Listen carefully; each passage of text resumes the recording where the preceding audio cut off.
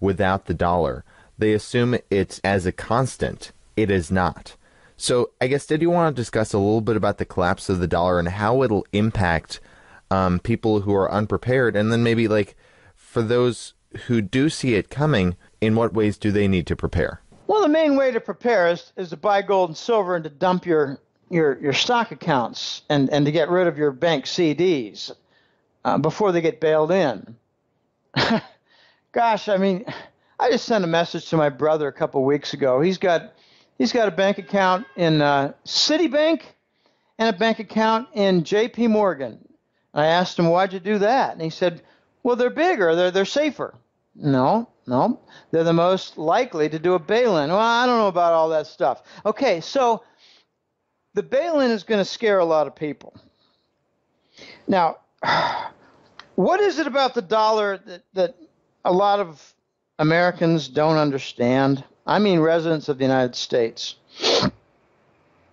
I talk to a number of Americans, and I try to get an idea of their comprehension of the dollar.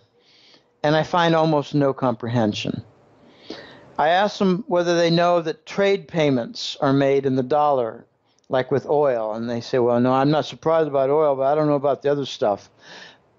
Trade payments are made at shipping ports around the world in the dollar.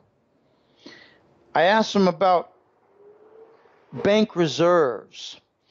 I ask them, do you know what it means that the dollar has the global reserve currency status?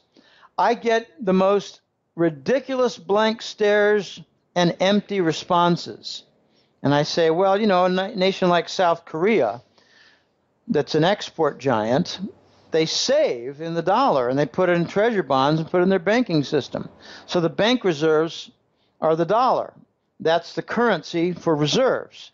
Therefore, the dollar is the global currency reserve. Oh, yeah, but what about... And you get the most ridiculous responses in a sequitur. And they change the subject. I ask people, do you know that the dollar is used in commodity pricing? And they know about oil being priced in the dollar, but they don't know about the copper market, aluminum, iron, scrap paper, scrap plastic. They don't know about the other markets, lumber, cement.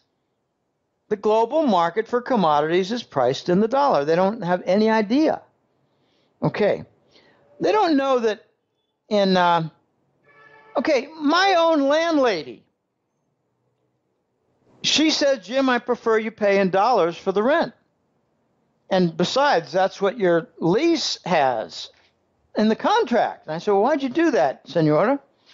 And she said, well, because the dollar is more stable in the as a currency. But Jim, I've got a Panama bank account.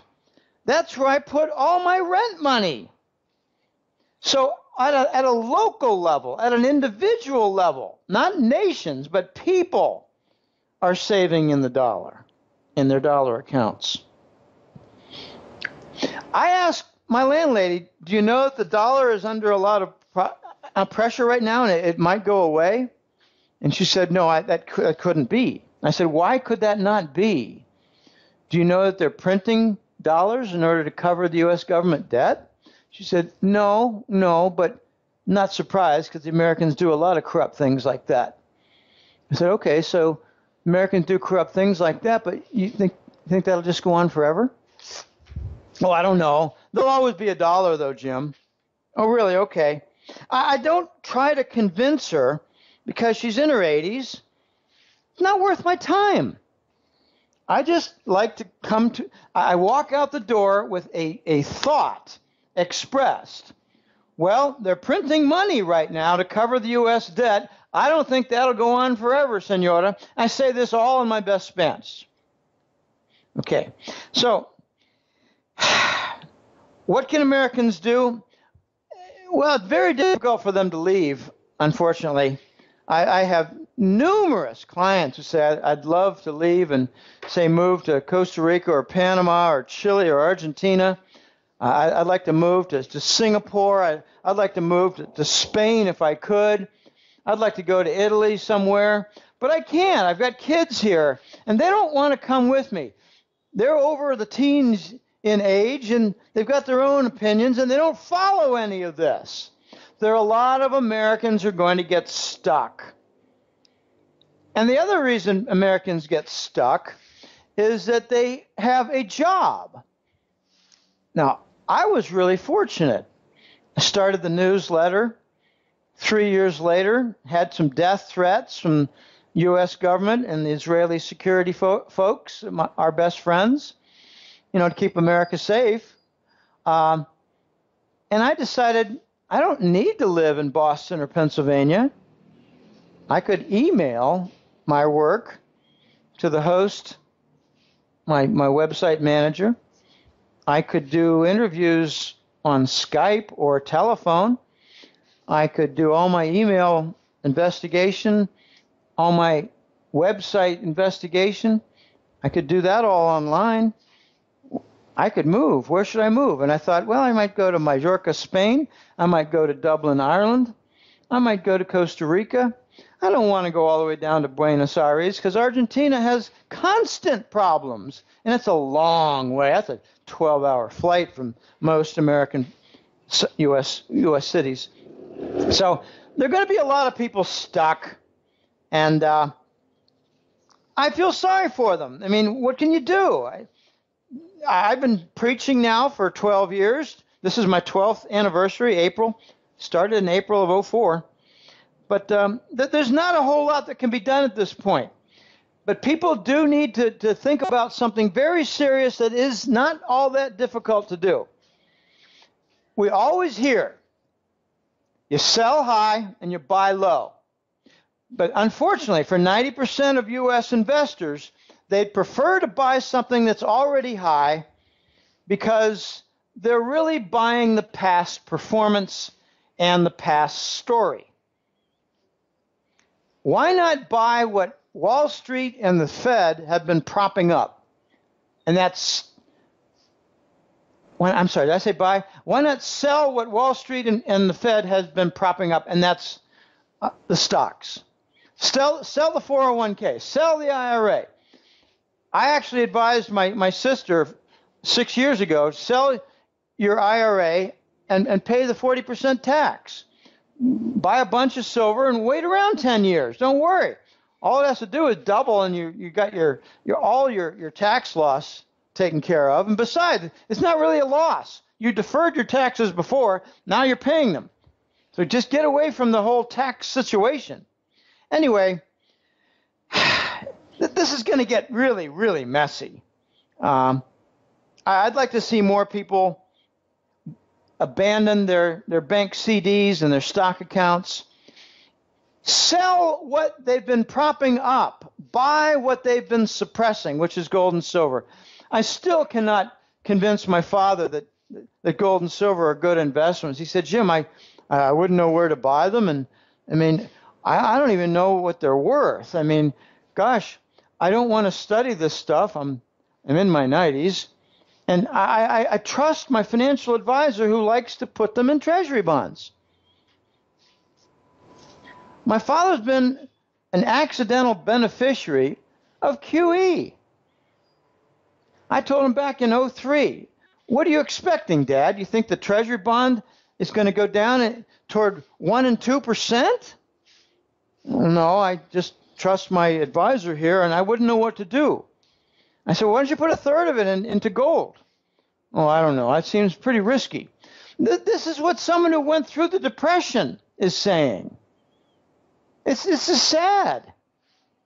Americans don't know much about money. They don't know much about capital, and they don't know much about inflation.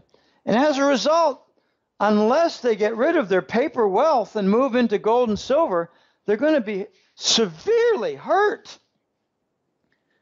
I think when they finally do the launch of the new dollar, I call it the Scheiss dollar, German for refuse and excrement. When the U.S. is forced to do the launch of the new dollar, I think they're going to do a simultaneous bail-in and intermingle the devaluation of the new dollar with the confiscation of accounts, help out the big banks, and catch the Americans flat-footed who've done nothing. I mean, I think my brother is at risk for the two big bank accounts that he has. And I sent him a message a month ago. Client sent me a photo of a JP Morgan ATM. And all it said was, your funds are not available. And this is what I think is going to be coming on a mass basis, Eli. Well, Jim, Willie, thank you so much for giving us your time today. Before we let you go, did you want to share with the viewers any last thoughts you had and where they can find you on the internet and subscribe to your newsletter if they're interested in finding out more? In the next several weeks, we're likely to see a number of very high-profile stories, and they're all going to be quite important. And I think they're all going to be working toward the removal of the dollar as the global reserve currency and the forced launch of a new dollar. I think we're going to see a lot of progress toward that this calendar year. That's the only big point to keep in mind, besides, exiting the paper wealth and moving into tangible wealth. Okay, this is the 12th anniversary month. It's been a long ride, and I can foresee it's going to be quite a while longer. I think we're going to run out of wars to wage, but at the same time, the launch of the new currencies is going to be exciting. It's going to bring a whole new chapter to the hat trick letter to cover the legitimate currencies and their launch and the struggles for them, and the recapitalization of the banks, the reindustrialization of many economies that are getting wrecked by the dollar and the monetary policy. It's going to be an exciting next couple of years for sure.